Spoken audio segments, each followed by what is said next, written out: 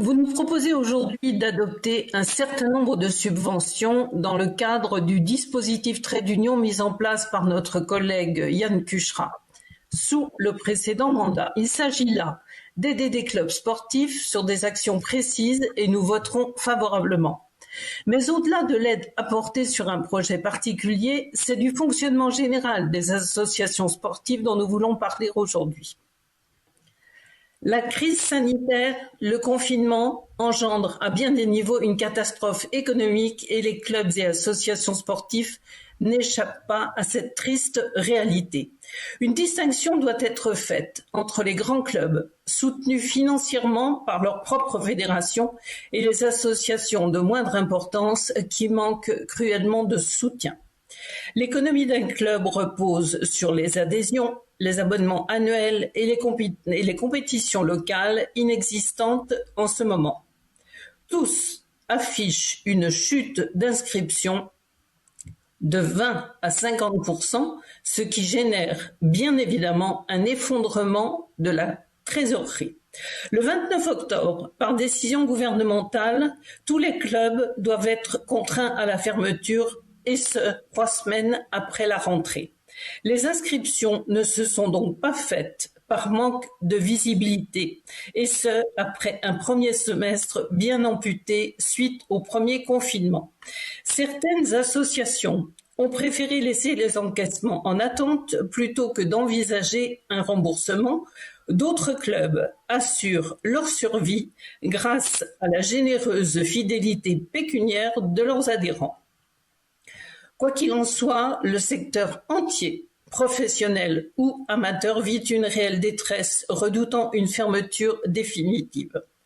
Nombre de clubs lyonnais ont une gestion de type associatif. L'encadrement y est assuré par des bénévoles, parfois dans des locaux mis à disposition par la mairie. Sans activité, sans encaissement, comment font-ils face aux charges fixes incompressibles? Dans le 6e arrondissement, l'adjoint délégué au sport Olivier Bouzard a déjà fait des états généraux le 1er octobre, recensant toutes les associations sportives avec lesquelles il a listé les besoins. Il semble nécessaire de faire de même sur toute notre ville, voire à l'échelle de l'agglomération lyonnaise. Dans d'autres arrondissements, certains clubs vous ont exprimé leurs attentes. Ils ne paraissent pas avoir eu de retour. Le délai de réponse est trop long. C'est un véritable SOS qui désormais est lancé. Une toute petite réponse est présentée ce soir pour les clubs de natation avec l'adaptation des tarifs de location de lignes d'eau à la réalité. Mais on est très loin de ce qu'il faudrait faire. J'en appelle à votre réflexion sur l'ensemble des activités sportives. À l'instar des subventions accordées par la ville de Lyon à bon nombre d'associations culturelles, vous pourriez exercer et créer un fonds d'urgence pour soutenir les associations sportives, ce qui me paraît, pour le moins, d'une certaine équité.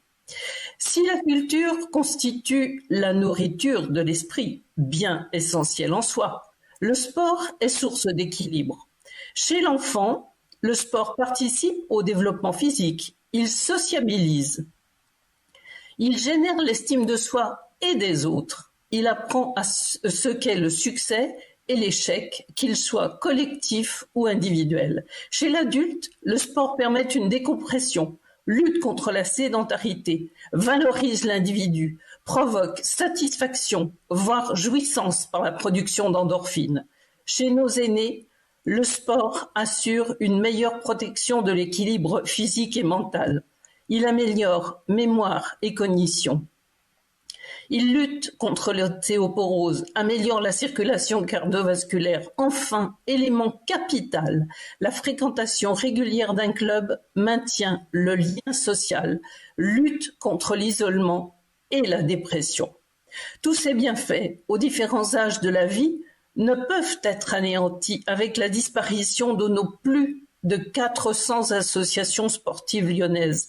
Le président de la République vient bien sûr d'annoncer une aide aux clubs professionnels et amateurs de 400 millions d'euros. Le temps que cette opération se mette en place, nombre d'entre eux auront fermé leurs portes. Aidons-les maintenant, ils sont en grande souffrance. Lyon est une ville qui bouge, n'arrêtons pas ce bel élan. Merci pour votre attention.